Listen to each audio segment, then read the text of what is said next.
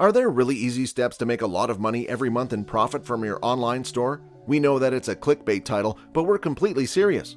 Welcome to e-commerce know-how, and in this video, we are going to share with you some really easy steps to make money from your online store. The first step to starting an online store is setting up a legitimate business. The easiest way to do this is to register as an LLC or an S-Corp.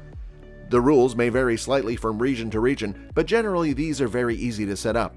While it may be tempting to skip this step, there is a major reason to go ahead and invest the time to getting it done.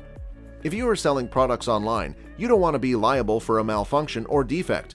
In the unlikely scenario that a product's dysfunction causes harm, your customer could attempt to sue you for the damages. If this happens, you want to make sure that your money, your house, and your livelihood are all protected. Having LLC or S-Corp status helps provide that protection. This is one big decision, so take your time and choose wisely. A high product price with a low competitive niche is perfect. Now, the reason you want to limit your options to high-ticket items is that doing so makes it much more likely you reach your goal. As a dropshipper, you make your money through getting a portion of each sale. When you are making $1,000 in profit on a single transaction, you only need 10 sales a month to get to your goal. Focusing on making a handful of high-ticket item sales is a lot easier than trying to sell 5,000 different products each month. You've completed the biggest step, that is choosing your niche and product. Now it's time to start building a website that you will use to make sales and hit your monthly goal. Shopify is probably the best e-commerce site available right now. You can get an account set up quickly, easily, and affordably. Once you have your Shopify account set up, it's time to start building your website. You need to consider the design of your website. It should be simple and easy for your potential customers to navigate.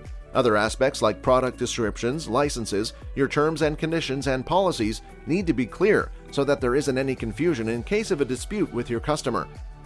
Companies want to reach their potential customers, and they are looking for opportunities to do it more effectively. You are offering to be a bridge that helps bring more customers to their products.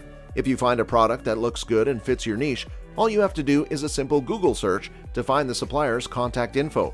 Call them up and say, "I'd like to open a wholesale account for your company." We have found that 80% of the time, this is enough to get a real conversation started. They will often give you some paperwork to sign to become a wholesaler. Then they'll give you their price list, and you'll be ready to start selling. You've got your business and website set up, and you've made connections to suppliers providing products in your niche.